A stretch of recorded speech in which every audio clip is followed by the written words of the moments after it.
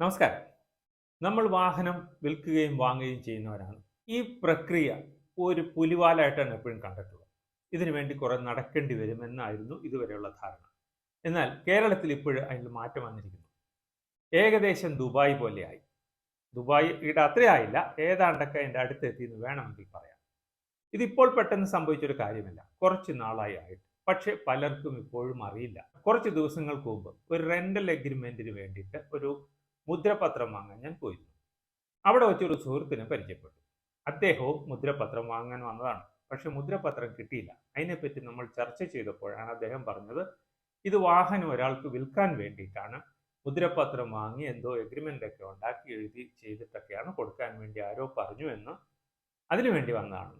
ഞാൻ അദ്ദേഹത്തിനെ ഉപദേശിച്ചു, അങ്ങനെയല്ല, ഞാൻ അടുത്തിടെ ഒരു വർഷത്തിൽ താഴെയായിട്ടുള്ളൂ എറണാകുളം RTOയിൽ പോയിട്ട് ഒരു വാഹനം വാങ്ങുകയുണ്ടായി. ഇങ്ങനെയുള്ള പ്രശ്നങ്ങളൊന്നുമില്ല, നിസ്സാരമാണ്. 10 മിനിറ്റിനുള്ളിൽ നിങ്ങളുടെ വാഹനം മറ്റൊരാൾക്കോ അല്ലെങ്കിൽ മറ്റൊരാളുടെ വാഹനം നിങ്ങളുടെ പേരിലേക്കോ ആക്കാൻ സാധിക്കും. അദ്ദേഹം ഇങ്ങനെ പറഞ്ഞപ്പോൾ എനിക്ക് പിന്നെ ഒരു സംശയം, ഇനി അടുത്ത കാലത്ത് വീണ്ടും എന്തെങ്കിലും മാറ്റം വന്നോ? എന്നാൽ കഴിഞ്ഞ ആഴ്ച വീണ്ടും ഞാൻ വേറൊരു വാഹനം ഇതുപോലെ മാറ്റാനായിട്ട് പോയിരുന്നു. അപ്പോഴും ഇത് തന്നെ സംഭവിച്ചു. 10 മിനിറ്റത്തെ കാര്യം മാത്രം. ദുബായിലെ ഒരു പക്ഷേ നിങ്ങൾക്ക് പലർക്കും അറിയില്ലായിരിക്കാം. ദുബായിൽ വാഹനം വേറെ ആളുടെ പേരിലേക്ക് മാറ്റണമെങ്കിൽ നിസ്സാര പരിപാടിയാണ്. അവിടെ എല്ലാം ഓൺലൈനിലായതുകൊണ്ട് തന്നെ നമ്മൾ ഏതെങ്കിലും ഒരു ടൈപ്പിംഗ് സെന്ററിൽ പോയിട്ട് വിൽക്കുന്ന ആളുടെയും വാങ്ങുന്ന ആളുടെയും ID കാർഡ് കൊടുത്ത് ഓൺലൈൻ ടൈപ്പിംഗ് ചെയ്യിച്ച് ആപ്ലിക്കേഷൻ, അവരെല്ലാ പേപ്പറുകളും അതിൻ്റെതായ രീതിയിൽ അടുക്കി വെച്ച് പിൻ ചെയ്ത് നമ്മുടെ കയ്യിൽ തരും. വിൽക്കുന്ന ആളും വാങ്ങുന്ന ആളും കൂടി നേരെ RTO ഓഫീസിൽ പോവുക. പക്ഷേ അവിടെ ഒരു കാര്യമുണ്ട്, വാങ്ങുന്ന വ്യക്തി ആരാണോ ആ വ്യക്തി ഈ വാഹനത്തിന്റെ പേരിൽ ഒരു ഇൻഷുറൻസ് മുൻകൂട്ടി എടുത്തിരിക്കണം. ഇൻഷുറൻസ് എടുത്താൽ മാത്രമേ ആ ആളുടെ പേരിലേക്ക് വാഹനം രജിസ്റ്റർ ചെയ്യാൻ സാധിക്കുകയുള്ളൂ. ഇങ്ങനെ രണ്ടുപേരും കൂടി അവിടെ പോയി കൗണ്ടറിൽ ചെന്ന് കഴിഞ്ഞാൽ അവിടെയുള്ള ഓഫീസർ ചോദിക്കും, പണമിടപാടുകളെല്ലാം കഴിഞ്ഞോ? പ്രശ്നമൊന്നുമില്ലല്ലോ, ഓക്കെ ആണല്ലോ, രണ്ടുപേരും എഗ്രീഡ് ആണല്ലോ? എഗ്രീഡ് ആണ്. പടി കഴിഞ്ഞു. അവരുടെ സിസ്റ്റത്തിൽ നമ്മുടെ കാര്യങ്ങൾ ചെയ്യുന്നു. അതിനുശേഷം അതിന്റെ 1-2 കൗണ്ടറിനപ്പുറത്ത് ഒരു സ്ഥലം ഉണ്ടാവും, അവിടെ പോയി വെയിറ്റ് ചെയ്യാൻ പറയും. അവിടെ പോയി വെയിറ്റ് ചെയ്ത് കഴിഞ്ഞാൽ പരമാവധി 10-15 മിനിറ്റിനുള്ളിൽ ആരുടെ പേരിലേക്കാണോ വണ്ടി ട്രാൻസ്ഫർ ചെയ്യുന്നത് ആ ആളുടെ പേര് വിളിക്കും. ആ ആളുടെ പേരിലുള്ള RC കാർഡ് നമ്മുടെ കയ്യിൽ തരും. ആ വ്യക്തിയുടെ പേരിൽ നിന്നും മറ്റു വ്യക്തിയുടെ പേരിലേക്ക് ട്രാൻസ്ഫർ ആയി കഴിഞ്ഞു. വാങ്ങുന്ന ആളുടെ പേരിൽ ഇൻഷുറൻസ് ആയി കഴിഞ്ഞു. പെർഫെക്റ്റ്. എന്നാൽ നമ്മൾ അത്ര ആയിട്ടില്ല, അതിൽ ഒരു 2 പടി പുറകിലാണെന്ന് മാത്രം. ഇവിടെ അങ്ങനെ ചെയ്യണമെങ്കിൽ വിൽക്കുന്നയാളും വാങ്ങുന്നയാളും ആധാർ ലിങ്ക് ചെയ്തിട്ടുള്ള മൊബൈലുമായിട്ട് വേണം പോകാൻ. ആപ്ലിക്കേഷൻ ഓൺലൈനിൽ എൻ്റർ ചെയ്യുമ്പോൾ തന്നെ വിൽക്കുന്ന ആൾക്ക് ആദ്യം ഒരു മെസ്സേജ് വരും, OTP വരും. നിങ്ങൾ മറ്റൊരാളുടെ പേരിലേക്ക് വാഹനം ട്രാൻസ്ഫർ ചെയ്യാനായിട്ട് ആപ്ലിക്കേഷൻ ഇനിഷ്യേറ്റ് ചെയ്തിരിക്കുന്നു. അത് പ്രകാരം നമ്മൾ OTP പറഞ്ഞു കൊടുക്കുക. കുറച്ച് കഴിഞ്ഞതിന് ശേഷം അടുത്തൊരു സ്റ്റേജ് എത്തുമ്പോഴേക്കും വാങ്ങുന്ന ആൾക്കും ഒരു മെസ്സേജ് വരും, നമ്മുടെ പേരിലേക്ക് വാഹനം ട്രാൻസ്ഫർ ചെയ്യാനായിട്ട് ആപ്ലിക്കേഷൻ ഇനിഷ്യേറ്റ് ചെയ്തിരിക്കുന്നു എന്ന് പറഞ്ഞു.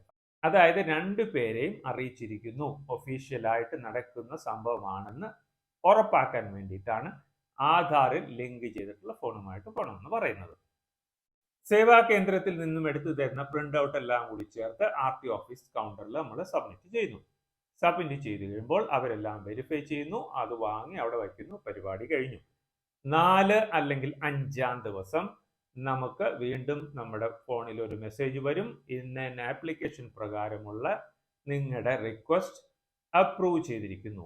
അതായത് ഒഫീഷ്യലി വാങ്ങുന്ന ആളുടെ പേരിലേക്ക് സിസ്റ്റത്തിൽ പേര് മാറിക്കഴിഞ്ഞു എന്നർത്ഥം.